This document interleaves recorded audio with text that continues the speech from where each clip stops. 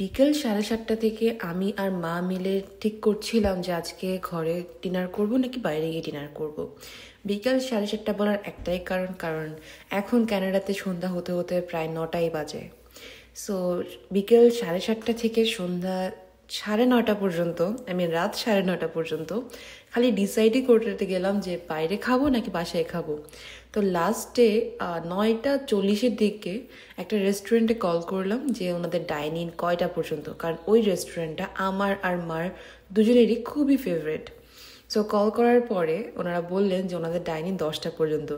Literally request করে ওনাদেরকে বললাম যে এখনই তো 9:40 বাজে, আমাদের আসতে মিনিমাম 20 মিনিটস লাগবে। সো প্লিজ আপনারা 11টা বা 10:30 পর্যন্ত একটু ডাইনিংটা ওপেন রাখেন, একদিনের জন্য একটু এক্সেপশন অফার করেন। সো রিকোয়েস্ট করার পরে উনি রাজি হলেন আর তারপরেই আমরা গেলাম। সো আজকে আমরা গিয়েছিলাম একটা পাকিস্তানি রেস্টুরেন্টে, যেটা ড্যানফোর্থের খুবই কাছে। আর ড্যানফোর্থ তো মোটামুটি যারা কানাডাতে আছেন সবাই চিনেন, বাঙালি পাড়া নামে খুবই বিখ্যাত। সো ড্যানফোর্থের খুবই কাছে আমরা গিয়েছিলাম জমজম টিক্কা কাবাব অ্যান্ড রেস্টুরেন্টে, জমজম টিক্কা অ্যান্ড কাবাব হাউস। সো এই রেস্টুরেন্টটা মেনলি একটা পাকিস্তানি রেস্টুরেন্ট, আর এখানে অনেক অনেক ডিলিশিয়াস কিছু আইটেম পাওয়া যায়। তার মধ্যে আমার আর মার সব থেকে বেশি ফেভারেট হলো কারাহি চিকেন।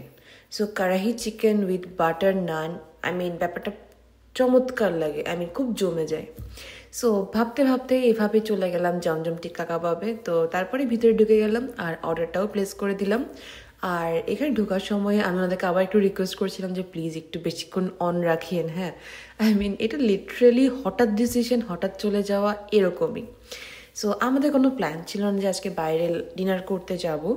সো রেগুলার বাসায় বসে মা আমি মিলে ঠিক করছিলাম যে রাতে ডিনারে কী করব না করব, আদারওয়াইজ মেবি কিছু একটা অর্ডার দিব, বা মা একটু অর্ডার দিয়ে এগুলো পছন্দ করে না খুব একটা, বাট আমার জোরাজুরিতে করতে হয়েছে আসলে। সো এরপর ওনারা এখানে একটা সালাদের প্লেট দিয়ে গেলেন। এখানে ছিল লেটুস, দেন অনিয়ন, আর তার সাথে কিউকাম্বার। তো আমি যেহেতু খুব বেশি এই কম সালাদ টালাদ খাই না, হেলদি ফুড আবার আমার একটু সহ্য হয় না। তো এই জন্য মা প্রথমে টেস্ট করলো, আর মার ভিডিও করছি দেখে মা খুব রেগেই যাচ্ছিল। আর ইদানিং কিন্তু মা আমাকে খুব রাগ দেখায় জানেন, ভিডিও করতে চাইলে একদম ভিডিও করতে দেয় না। সো মা এখানে খুব রেগে যাচ্ছিল। আর এরপরে ওনারা 2 রকমের সসও দিয়েছিল। সো মা ওগুলো দিয়েও ট্রাই করছিল। তো এটা ছিল মেইনলি সালাদ ড্রেসিং, আর এরপর এটা ছিল তেঁতুলের টক, যেটা ওটা টাইপের। সো মা প্রথমে ভালোভাবে একটু সালাদের ড্রেসিং দিয়ে দিল, আর তারপরে তেঁতুলের টকটা দিয়ে দিল। আর খাওয়া দাওয়ার এই পর্বটা তো আমাকে ভিডিও করতেই হবে, আমি এটা ভিডিও করবো না, হতেই পারে না। আর এরই মাঝে আমাদের খাবার অর্ডার দেওয়া হয়ে গেছে। সো আমরা মেইনলি অর্ডার দিয়েছিলাম কারাহি চিকেন আর তার সাথে বাটার নান। আর কারাহি চিকেনের সাথে একটা নান ওনারা কমপ্লিমেন্টারি হিসেবেও দেয়। সো টোটাল 3টা নান হয়ে যাবে আমাদের। আর টু বি ভেরি অনেস্ট, একটু পরে যখন খাবার আসবে আপনারা দেখতেই পাবেন নানের সাইজটা অনেক বড়। আগে যখন আমরা স্কারবোরোতে থাকতাম তখন কিন্তু আমরা প্রায় আসতাম এখানে বা অর্ডার করতাম। ওনাদের যে চিকেন সিজলিংটা আছে ওটাও আমাদের অনেক অনেক ভালো লাগে। সেই হলো ব্যাপার।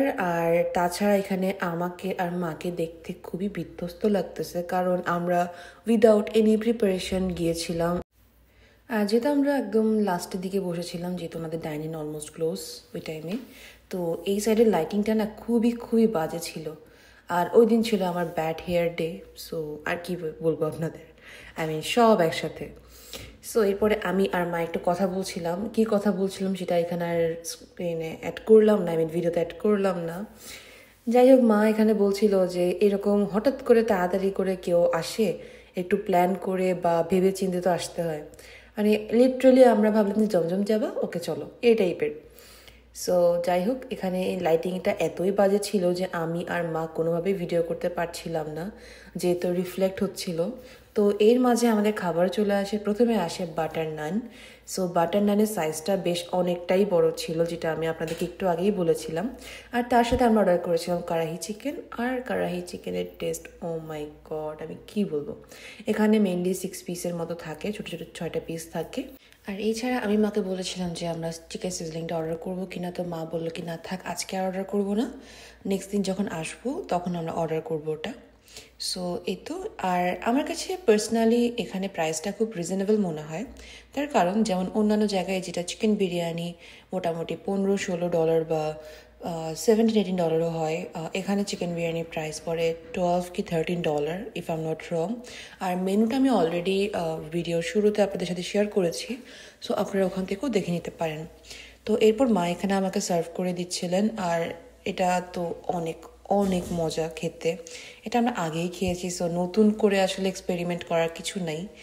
আর আমি আসলে খুব ইন্টারেস্টেড থাকি নতুন কিছু ট্রাই করতে, বাট 1-2 স্পুন বা একটু খাওয়ার পরেই আমার আসলে পেট ভরে যায়।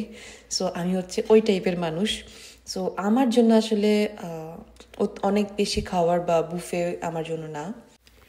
এনিওয়ে, এখন আমরা খাবার ট্রাই করব, আর খাবার ট্রাই করার পরে আমরা বিলটা পে করে দিব, আর তারপর এখান থেকে বেরিয়ে যাব। তার কারণ ওনারা আমাদের জন্যই ওয়েট করছিলেন, ওই রেস্টুরেন্টে লিটারালি কেউ ছিল না। সো আমরা বের হওয়ার পর ওনারা ক্লিন করছিলেন। আর এটা ছিল মেইনলি একটা প্লাজাতে, যেটা কিনা ড্যানফোর্ড থেকে খুবই কাছে। তো আপনারা যারা ড্যানফোর্ড থাকেন একবার জমজম টিক্কা কাবাব হাউসের কাবাব বা ফুড ট্রাই করতে পারেন। সো অনেক অনেক মজা। আর ফর দ্য ফার্স্ট টাইম আমি দেখলাম যে ইকবাল ফুডস যে শপটা, হালাল মিট পাওয়া যায়, দেন আরও অনেক ধরনের চিকেন বা সব কিছুই পাওয়া যায়। সো ওনারা দেখলাম এখানেও একটা ব্রাঞ্চ হয়েছে। এটা মেইনলি মিসিসাগাতে আমরা একবার গিয়েছিলাম, ওখানে আছে। দেন আরেকটা ছিল ইফ আই এম নট রং অন্যদিকে, আই মিন ইস্ট ইয়র্ক সাইডে। সো এখন দেখলাম এখানেও একটা আছে। আর এই যে ইকবাল ফুড সুপার মার্কেট, তো এখানে অনেক অনেক ধরনের ভেজিস, দেন বাংলাদেশি কিছু আইটেম, দেন ইন্ডিয়ান কিছু আইটেম বা পাকিস্তানি আইটেমগুলো এখানে পাওয়া যায়। আর এরপরে বাসায় ফেরার পালা, তার কারণে আমাদের খুব তাড়াতাড়ি ফিরতে হতো। বাসায় ব্যাক করে মার কিছু কাজ ছিল, যেহেতু নেক্সট ডে মার কিছু কেকের অর্ডারও ছিল। সো সব মিলিয়ে মা তো এখন অনেক বিজি সময় পার করছে। এই ফাঁকে বলে রাখি, আমার মার কিন্তু একটা অনলাইন বেকিং পেজ আছে, যেটা Canada based, Canada Toronto based. So আপনারা যারা জিটিএতে বা টরন্টোতে থাকেন, আপনারা কিন্তু আমার মার পেজ থেকে কেক অর্ডার করতে পারেন।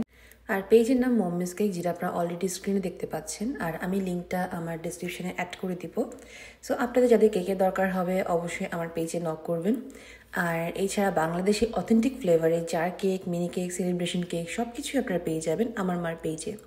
সো কথা বলতে বলতে আমরা অলরেডি স্টার্ট করে দিয়েছি, আই মিন আমাদের বাসার দিকে রওনা দিয়ে দিয়েছি। আর এই রোডগুলো আসলে আমার খুবই ভালো লাগে, তার কারণ রাতের দিকে এই রোডগুলো আর দিনের দিকে রোডগুলো পুরো আকাশ আর পাতাল ডিফারেন্স। কোনো ট্রাফিক নাই, আই মিন ট্রাফিক বলতে কোনো সিগন্যাল পড়ে না খুব একটা, দেন কোনো ভেহিকেল থাকে না খুব একটা। তো গাড়ি চালাতে অনেক অনেক বেশি আরাম লাগে আমার। সো এই তো, এটাই ছিল আজকের ভিডিও। আশা করছি আপনাদের ভালো লেগেছে। যদি ভালো লাগে অবশ্যই আমার চ্যানেলটা সাবস্ক্রাইব করবেন, এই ভিডিওতে একটা লাইক করতে পারেন, আর অবশ্যই কমেন্ট করে জানাবেন যে আপনাদের ভিডিওটা কেমন লেগেছে। দেখা হবে নেক্সট ভিডিওতে। সবাই অনেক বেশি দোয়া করবেন আমাদের জন্য, আর আপনাদের এরকম সাপোর্টই আমি সবসময় এক্সপেক্ট করি। সো আজকে এখানেই বিদায় নিচ্ছি, টাটা।